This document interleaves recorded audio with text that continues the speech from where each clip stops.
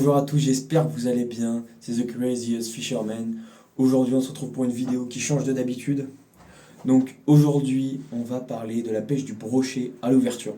Donc quelles sont les différentes manières de pêcher, avec quelle heure, quelle méthode, où le pêcher. Donc on va voir dans les contextes de la rivière et de l'étang.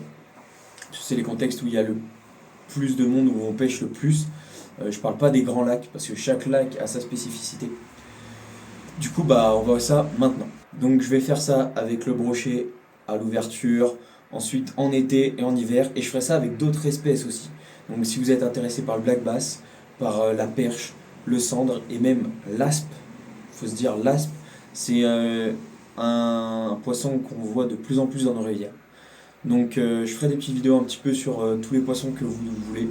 Vous avez juste à me dire. Il faut savoir que je ne parle pas de mes expériences à moi, parce que j'ai encore qu'un an de pêche, mais je me renseigne donc, dans les livres, dans les vidéos d'autres personnes, je prends des notes, voilà, dans les documentaires, dans les chaînes télévisées, chasse et pêche, plein de choses, je me renseigne au maximum pour vous fournir toutes les informations en une vidéo, la plus courte possible. Si vous êtes au bord de l'eau et que vous ne savez pas comment faire, c'est maintenant, c'est grâce à cette vidéo. Donc je vais commencer par des petites choses à savoir qui sont importantes. Donc premièrement, il faut savoir que le brochet chasse à vue, donc c'est-à-dire qu'il va chasser par rapport à la couleur entre guillemets du poisson, à la teinture de l'eau. Donc si l'eau est claire, on va partir sur des coloris assez naturels. Si l'eau est foncée, des coloris plus flashy. Donc bien évidemment, à voir aussi par rapport à la période de l'année, par rapport aussi à la luminosité. Donc voilà, il y a plein de facteurs à prendre en compte. Il y a plein de facteurs à prendre en compte, donc retenez bien que le brochet chasse à vue.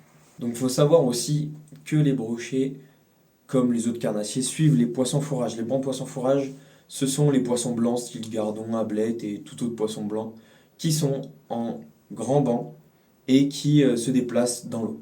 Donc il faut savoir qu'ils se déplacent pas aléatoirement. Ils se déplacent par rapport à la nourriture, par rapport à l'oxygène présent dans l'eau, par rapport aussi au courant, à vraiment beaucoup de choses, beaucoup de choses, et aussi aux températures. Donc le premier cas, c'est en rivière, avec un temps soleil et le matin. Donc on va prendre cas par cas pour vraiment avoir un maximum de conditions possibles. Donc lorsqu'il fait soleil le matin en rivière, il va principalement falloir pêcher les remous, car ce sont des zones vraiment de calme, des zones de repos pour les carnassiers, surtout le brochet dont on parle aujourd'hui. Donc il va falloir favoriser une pêche lente, car c'est le matin. Et vu que c'est une zone de repos, c'est une zone où les poissons n'ont pas forcément énormément d'énergie s'ils y viennent. En termes de leurre, on va pouvoir passer sur un peu tout type de leurre. Vu qu'il fait soleil, vous pouvez passer sur des leurres qui font de la lumière, cuillère tournante, ça suffit. Il ne faut pas utiliser des leurres trop gros, vous pouvez utiliser des leurres assez petits, mais voilà. Ou alors des sortes de petites gerres, qui vont un petit peu profond sous l'eau, on va dire à 30-40 cm, ça suffit, en dessous de l'eau. Donc voilà, des leurres au coloris assez naturel, au coloris assez argenté.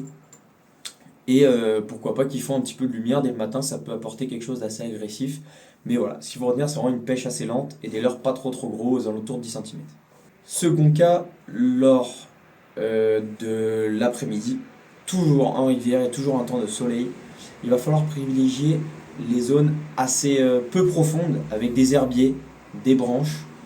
Ça peut être intéressant parce que c'est souvent là où vont se mettre les poissons fourrages, ils vont chercher de la nourriture, le soleil sera présent, donc voilà, ça va faire ressortir tous les fibroplanctons, excusez-moi. Du coup, c'est là où vraiment les poissons fourrages vont se regrouper, donc les carnassiers, par défaut, vont se regrouper aussi. Donc, pour pêcher ces zones-là, rien de mieux que des leurres petits. Voilà, vraiment les leurres petits, assez naturels, donc comme ceci. Des petits shads, vraiment, ça peut être superbe. Voilà, un petit peu plombé, mais pas trop non plus, hein, vu que ce sera des zones peu profondes. Pourquoi pas aussi des petites cuillères, alors celle-là c'est une ondulante, mais des petites cuillères ça peut être intéressant aussi. Ou alors les spinners si vraiment vous voulez chercher les gros poissons. Voilà les spinners, mais après, gros leurre n'est pas forcément égal à gros poisson, du moins à cette période de l'année. Il faut retenir leurre à palette, lumière, leurre naturel et pas trop gros. Prochain cas, toujours en rivière, mais cette fois avec de la pluie et des nuages le matin. Donc là, il va falloir prioriser les leurres flashy, car qui dit pluie et nuages dit baisse de luminosité. Donc des leurres flashy comme celui-ci, vraiment dans les remous, dans les contre-courants, pareil, c'est toujours les zones de repos le matin, c'est toujours là où sont les poissons. Alors le matin comme l'après-midi, les zones de remous, c'est toujours à favoriser. Mais c'est pas pour autant qu'il faut négliger le plein courant. Donc des petits leurres comme celui-ci, voilà, avec une palette pas trop grosse. Évitez le blanc, parce que les brochets attaquent généralement par en dessous. Du coup, ils voient vers le haut, et si vers le haut vous avez un leurre blanc plus les nuages au-dessus, ça fait un contraste qui voilà, peut faire que le brochet va louper le leurre ou va tout simplement pas le voir après, il entend, etc. Mais voilà, si vous avez le choix entre du blanc et du flashy, allez sur le flashy. Donc dans le cas suivant, vous êtes en rivière, il pleut, il y a des nuages et vous êtes la journée, on va partir sur des leurres toujours flashy, toujours dans ces fameux remous, mais on va essayer de prioriser les bordures. Voilà, les bordures et les leurres qui déplacent un peu d'eau, donc comme des spinnerbait. Les spinnerbait, c'est intéressant. Spinnerbait flashy comme ça peut être toujours intéressant. Toujours le même, assez bruyant. Il peut être voilà. Donc on va passer sur des leurres un peu plus agressifs étant donné que l'eau se réchauffera un tout petit peu plus. Vous pouvez aussi passer sur des leurres un petit peu plus flashy aussi, mais un leurre souple, toujours pas trop gros, assez petit. Et bon là c'est un finesse, mais avec un coloris par exemple naturel comme celui-ci, ça peut toujours fonctionner aussi. Hein. Voilà, après, sans parler du finesse, un shad mais de cette couleur, c'est parfait. Après, le finesse, bien évidemment, n'est pas, voilà, il peut être aussi utilisé, mais c'est pas vraiment les leurres qu'on va parler aujourd'hui. Donc, passons maintenant à l'étang. Donc, l'étang, vous êtes dans un étang le matin et il y a du soleil. Il va falloir prioriser les zones un petit peu profondes, donc aux alentours d'un mètre, donc vers les frayères à poisson fourrage, c'est-à-dire les herbiers, pareil, les zones où il y a des bois morts, etc. Donc c'est là que vont se regrouper principalement les poissons fourrage. Et point essentiel, alors je vous ai fait un schéma, j'ai fait sur une feuille, donc là c'est le soleil, et là vous avez votre étang.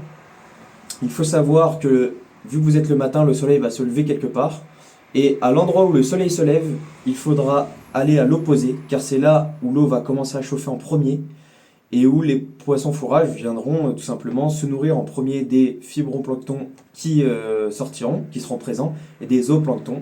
Donc, qui dit nourriture pour poisson fourrage dit poisson fourrage, et qui dit poisson fourrage dit carnassier derrière. Voilà, donc rien n'est au hasard, aucun déplacement de poisson n'est fait au hasard. La pêche, c'est quelque chose d'assez quand même stratégique, même s'il n'y a pas de science exacte. Hein. Donc, prioriser les zones au soleil dès le matin. Donc, en termes de leurre, on va passer sur des leurres aussi flashy encore, voilà, toujours. Ça peut toujours être intéressant. Le matin, la luminosité n'est pas encore à son maximum. Des leurres blancs. Et vu qu'il y a quand même du soleil, vous pouvez utiliser des leurres à palette. Donc là, j'ai celui-ci. Spinner, ça va aussi. Donc shad, c'est bien, c'est très bien aussi. Ou alors des leurres un peu plus naturels, avec à palette ou souple aussi. Ou le crank. Le crank, ça peut être bien pour aller un petit peu plus profond, pour aller chercher voilà, les poissons un peu plus profonds sous l'eau. Voilà. Donc ce sont des leurres qui vont venir un peu réveiller les poissons des bordures, qui vont venir se démarquer aussi des poissons fourrage en faisant un peu plus de bruit et en attirant un peu plus l'œil. Du coup ça peut être vraiment intéressant pour pêcher ce brochet. Prochain cas de figure, vous êtes dans un étang, il fait soleil aussi et c'est l'après-midi. Donc tout votre étang a chauffé, l'eau a chauffé un petit peu, les poissons devraient être un petit peu plus actifs, ça dépend bien évidemment de la température exacte. Donc on va passer sur des mêmes leurres, un petit peu petits. Alors n'hésitez pas, hein, là pour le matin j'ai montré des leurres qui sont assez gros, mais il ne faut pas avoir peur de mettre des tout petits leurres. Donc il va falloir agir aussi sur les zones peu profondes, donc moins d'un mètre quand même. Donc avec des leurres souples ou dures, là encore il n'y a pas de problème. De taille un peu plus petite ou égale, ça va très bien aussi. Donc un leurre comme ça peut être superbe. Un peu flashé aussi, ça peut fonctionner. Toujours avec des palettes. avec des palettes. Franchement, dès qu'il y a du soleil, dès qu'il y a beaucoup de luminosité, les palettes feront toujours, feront toujours très bon ménage avec le soleil grâce au reflet. Et vu que les poissons, enfin les brochets chassent à vue, le reflet va faire des flashs lumineux dans l'eau et va attirer donc les brochets de loin. Et voilà, donc des petites cuillères, franchement les cuillères, on s'en passe jamais, c'est toujours hyper intéressant. Et n'hésitez pas surtout, avant d'arriver sur un spot, à faire les bordures. C'est très très très important. Souvent on arrive sur les bordures, on fait un peu de bruit, les poissons s'en vont, et puis on s'étonne de rien faire. Les bordures sont très très importantes. Dès que vous arrivez sur un spot, c'est la première chose à faire. Vous vous écartez à 1,5 m, 2 mètres du bord et vous lancez. Dernier cas de figure, vous êtes en étang, alors matin comme soir, il pleut, il y a des nuages, un temps grisâtre, voilà. Donc qu'est-ce qu'on va pouvoir faire? Donc il va falloir passer aussi sur des coloris flashy. Voilà, par exemple à paddle, alors texan ou non texan, mais des coloris flashy. Pêcher dans 1 mètre, 1 mètre et demi, entre 50 cm et 1 mètre et demi d'eau, et les bordures, toujours les bordures. Dans tous les cas, les bordures, à n'importe quelle saison, à part l'hiver, les bordures vont être à faire, absolument à faire. Et encore l'hiver, ça dépend bien évidemment. Donc vous allez pouvoir utiliser des leurres naturelles, voilà, des leurres naturelles, comme des leurres plus flashy, des leurres un peu plus foncées. Vu que c'est un temps gris, évitez encore une fois les leurres blancs. Vous pouvez toujours aussi y aller au crank parce que c'est un leurre qui va être agressif, qui va faire du bruit, qui va pouvoir en énerver quelques-uns. Donc normalement, les brochets sont plus actifs en temps de pluie.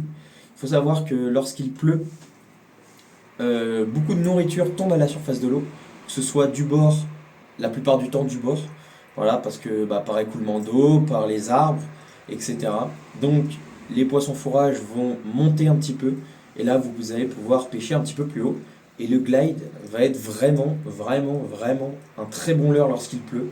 Alors ça aussi en été le glide aussi c'est super, mais à l'ouverture aussi. Donc un glide, n'hésitez pas à mettre, voilà, même si vous pensez que c'est un petit peu gros, le glide bait en surface, animé, pas trop rapide non plus, mais voilà, animé normalement. Et aussi ce que vous pouvez utiliser c'est des leurres, donc par exemple comme celui-là, mais de 8 cm, parce que c'est cohérent avec la taille des poissons, avec la taille des gardons à ce moment-là de l'année. Ils feront à peu près 8 cm, 8 à 10 cm maximum. Alors, lors de tout temps, vraiment tout temps, à ne pas négliger, à utiliser toute l'année. Je ne sais pas ce que vous en pensez, vous pouvez me dire votre avis en commentaire, mais les crocs, je trouve ça vraiment bien.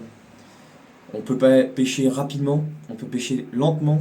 Alors, on peut pêcher dans le fond, mais en faisant des assez grandes remontées. Vraiment, on peut pêcher de tout. Alors, cendre, perche, black bass, brochet, silure, vous pouvez pêcher de tout avec l'accro. Et puis, toute saison. Donc, si vraiment vous êtes désespéré, vous ne savez plus quoi faire, pourquoi pas un petit coup de croc sur les bordures, ça peut en décider quelques-uns. Voilà. Bien évidemment, la pêche n'est pas une science exacte. Voilà. Vous pouvez très bien avoir une exception.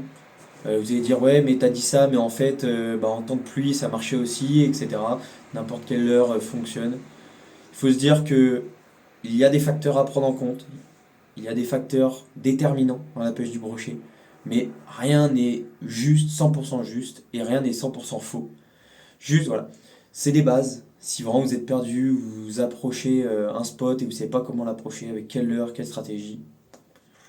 Voilà, une petite vidéo, on regarde, on essaye, et puis on apprend sa pêche soi-même avec ses propres spots, ses propres leurres, ses propres techniques. Et puis j'espère que après cette vidéo vous prendrez plein de poissons. Je vous dis à la prochaine, n'hésitez pas à liker, vous abonner et partager si ça vous a plu. Et on se dit à la prochaine à bord de l'eau.